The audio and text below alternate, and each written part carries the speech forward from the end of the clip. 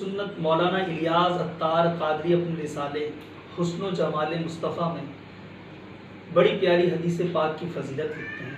چنانچہ مشہور ولی اللہ حضرت عبدالعزیز دباغ علیہ رحمہ فرماتے ہیں، جنت کی اصل نور محمدی صلی اللہ علیہ وسلم ہے، لہٰذا جنت اس نور کی طرف اس طرح شوق رکھتی ہے جس طرح بچہ اپنے باپ کی طرف شوق رکھتا ہے۔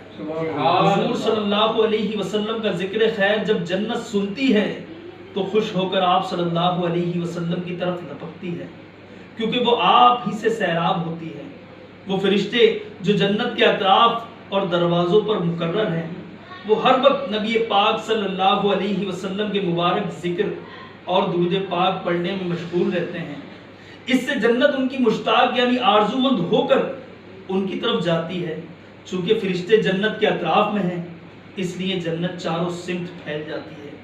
اگر اللہ پاک کا ارادہ نہ ہوتا اور اس نے جنت کو روکے نہ رکھا ہوتا تو جنت حضور صلی اللہ علیہ وسلم کی مبارک ظاہری میں نکل کر آ جاتی، اور آپ صلی اللہ علیہ وسلم جہاں تشریف لے جاتے جنت بھی وہاں جاتی، مگر اللہ پاک نے جنت کو روک دیا تاکہ اس پر ایمان بالغیب حاصل ہو۔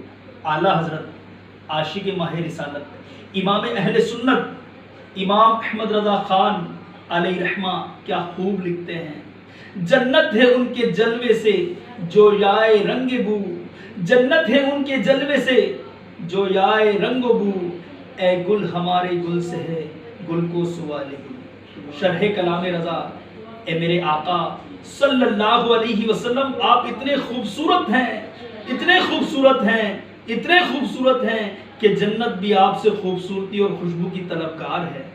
اے باغ میں کھلنے والے پھول، تو بھی گلشن رسالت کے مہکتے پھول، اور رسول مقبول صلی اللہ علیہ وسلم سے خوبصورتی میں بھیک مانگ لے۔ کہتے ہیں دیکھ رضواں دشت طیبہ کی بہار، دیکھ رضواں دشت طیبہ کی بہار، میری جنت کا نہ پائے گا جواب، سر سے پا تک ہر ادا ہے لاجواب، خوب رویوں میں نہیں تیرا جواب۔ صلو علی الحبیب صلی اللہ تعالی علی محمد۔